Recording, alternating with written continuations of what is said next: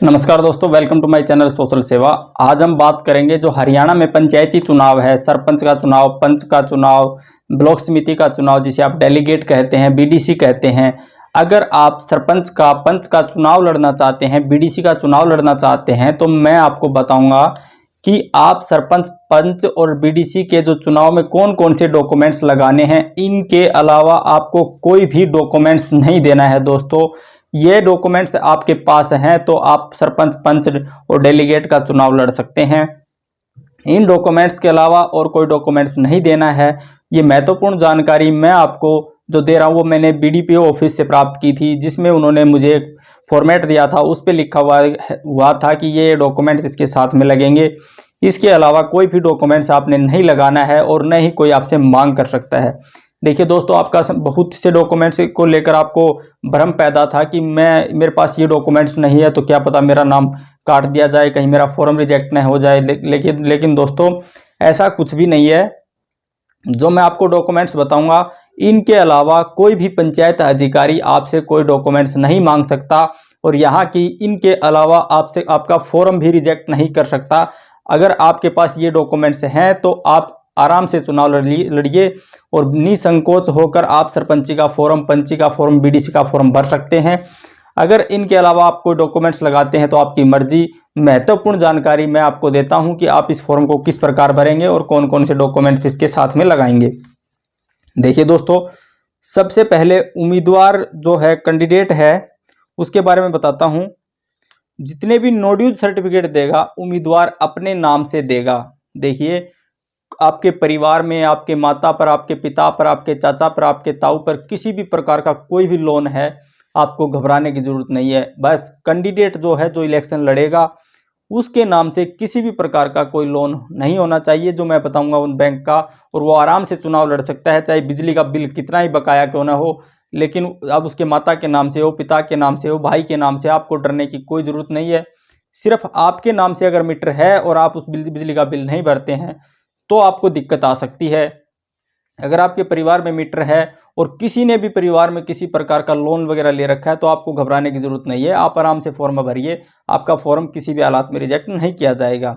सिर्फ जो नोड्यूज हैं वो आपको अपने नाम से देनी है। इस बारे में विभाग ने डिपार्टमेंट को और जितने भी बैंक हैं उनको लेटर जारी कर दिया है। मैं आपको बताता हूँ सरपंच पद और बीडीसी के लिए जो आवश्यक जानकारी है वो। सबसे पहले आप जो फॉर्म नंबर 4 है, जो सरपंच पद बीडीसी के लिए आपको मिलता है, वो फॉर्म नंबर 4 और 5, उसमें किसी भी प्रकार का कोई भी कॉलम खाली नहीं छोड़ना है। इस बात का आपने विशेष ध्यान रखना है। उस फॉर्म में या तो अगर आप पर वो लागू नहीं है तो वहां पर शून्य लिखें, या फिर लागू नहीं होता है आप लिख सकते हैं। डैश वगैरह न लगाएं दोस्तों। कोई भी व्यक्ति या आप पर जलता वरतव्य, देखिए राजनीति में क्या होता है कि एक दूसरा व्यक्ति, कोई सिफारशी व्यक्ति ऐसा हो कि वो उसकी वहाँ पर ड्यूटी हो और वो वहाँ पर कुछ लिख दे जो जानकारी जो आपकी नहीं है, और वो वहाँ पर यस कर देता है, तो आपको दिक्कत हो सकती है कि फॉर्म में कोई कॉलम खाली न छोड़ें। उसके बाद आप एक अपनी एफिडेविट देंगे कि मेरे घर में शौचालय बना हुआ है, मेरे पर किसी प्रकार का कोई लोन वगैरह नहीं है, मेरी साफ छवि है, मेरे ऊपर कोई किसी प्रकार का कोई केस वगैरह नहीं है। अगर केस है तो वो अंडर ट्रायल है, किसी प्रकार की कोई सज़ा नहीं हो रखी। इस प्रकार का आप एफिडेविट देंगे। एफिडेविट भी ये कोई ज़रूरी नहीं है, लेकिन आप इसको दे सकते हैं। उसके बाद में पंचायती समिति के लिए जो फॉर्म आप अप्लाई करते हैं बीडीसी के लिए, उसमें आपको वो जो फॉर्म मिलेगा, फॉर्म नंबर 4, वो नोटेरी से या तहसीलदार से आपको अटेस्टेड करवाना ज़रूरी है। इस बात का आपने विशेष ध्यान रखना है। सरपंच और पंच के लिए फॉर्म को अटेस्ट नहीं करवाना है। सिर्फ आपको पंचायत समिति पद के लिए फॉर्म को अटेस्ट करवाना।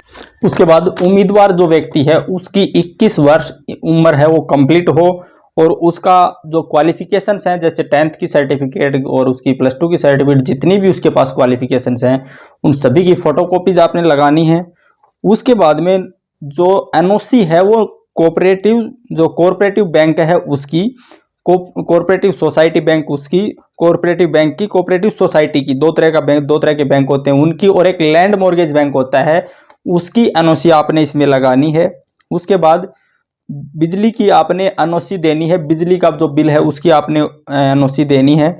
देखिए, उसके बाद में मैं आपको बताता हूँ उम्मीदवार के नाम किसी भी प्रकार का पट्टा न हो और किसी भी प्रकार की उसने कोई पंचायती भूमि पर कब्जा नहीं किया हुआ होना चाहिए। देखिए दोस्तों, मैं आपको इस चीज़ की जानकारी देता हूं कि जो ये एनओसी हैं, जैसे कि बैंक की नो ड्यूज हैं, किसी भी प्रकार की बैंक की नो ड्यूज, जैसे cooperative society bank, cooperative bank, land mortgage bank और बिजली का बिल का जो एनओसी है वो, और किसी भी प्रकार का पट्टा, ये आपके नाम से न हो, मतलब कि आप उनके कर्जदार न हो। आपकी परिवार में, आपकी फैमिली में कोई भी मेंबर, चाहे उसके नाम कितना ही बिल हो, किसी भी बैंक से कितना ही कर्जा ले रखा हो, लेकिन जो व्यक्ति उम्मीदवार बनेगा वो अपने नाम से एनओसी देगा। और सरपंच, पंच, मेंबर, कोऑपरेटिव सरपंच, पंच, मेंबर, वार्ड पार्षद, किसी का भी आप आराम से चुनाव लड़ सकते हैं। किसी भी प्रकार की अगर आपको कोई दिक्कत आती है तो आप कमेंट करके पूछिए, मैं कोशिश करूंगा आपके कमेंट का रिप्लाई करने की। तो दोस्तों, अगर आप इस प्रकार की वीडियो देखना चाहते हैं तो प्लीज़ चैनल को सब्सक्राइब कर लीजिए। मैं इस चैनल पर इस प्रकार की वीडियो डालता रहता हूं।